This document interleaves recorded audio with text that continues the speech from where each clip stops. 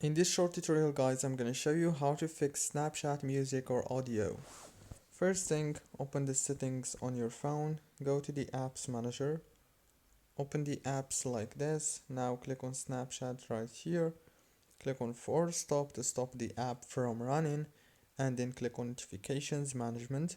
Enable all these notifications, go back, click on permissions, make sure also to enable here all the permissions, and then click on data usage, disable the roaming data, go back, click on the storage, click on clear cache and clear data.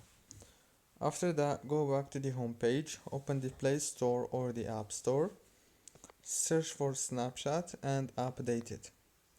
Very easy and simple.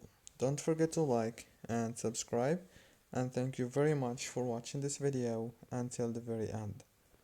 See you later.